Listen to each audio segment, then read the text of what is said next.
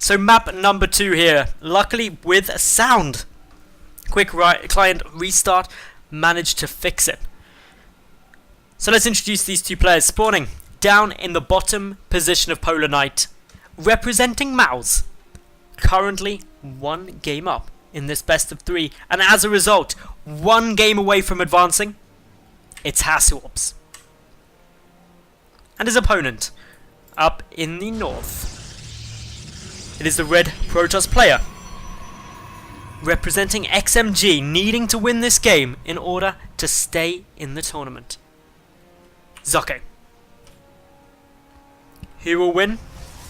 Who knows? Game number 1 was damn close, and that is like the biggest shock in the world to me, that game number 1 was close. And I know that sounds crazy, right? Of course it was close, it went on for a long time. But the reason it's a shock is because HasuObs killed 90 of Socke's probes throughout that game, and he lost only 3 of his own.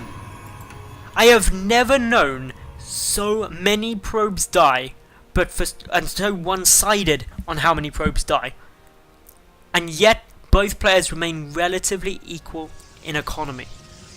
And that was 100% down to a huge risk that Socke took in taking a 4th exceptionally early on, and by getting that he kept himself in the game. So Socke just went down here. He was checking for any proxy gateways. Such a smart move. You never know when your opponent is 1 game up if they're going to go for some kind of cheesy build, a quick win, especially after a stressful first game. But for the moment, neither player doing that. HasuObs going for 4 probes, Socke going for 4 probes as well, and that should mean that we'll see some sentries come out, a mothership core relatively soon, and expansions fairly quickly. A sentry coming out fast is always really good in PvP as far as I'm concerned, because the ability to force field off your main ramp keeps you safe from any early aggression. And sure, tech is delayed a little way, but it's nothing too much. Both these players though are opting for the 2-gate opening. 2-gate openings are also fantastic. 2 gates plus a mothership core means that defensively you can hold off pretty much a 3-gate fairly well. Or at least you can definitely hold off a 3-gate for long enough to get a photon overcharge on the 3rd gateway up. And offensively, if your opponent has only gone for 1 gate, you can actually do a good job harassing, pick off a sneaky, greedy natural base, and generally be okay there. So I'm a big fan of the 2-gate opening. I think it's really solid, and you can tech off the back of it perfectly fine, or expand off the back of it perfectly fine. It's one of those safe builds I was talking about in game number 1, which is kind of a catch-all in defensive nature. HasuObs though, adding in now a 3rd gate, no tech, very aggressive playstyle coming out from him here. Going to be looking to put on a bit of hurt, running about with a probe, trying to sneak it about, going to go all the way up. Where's he going? No, he cancelled where he's moving to now.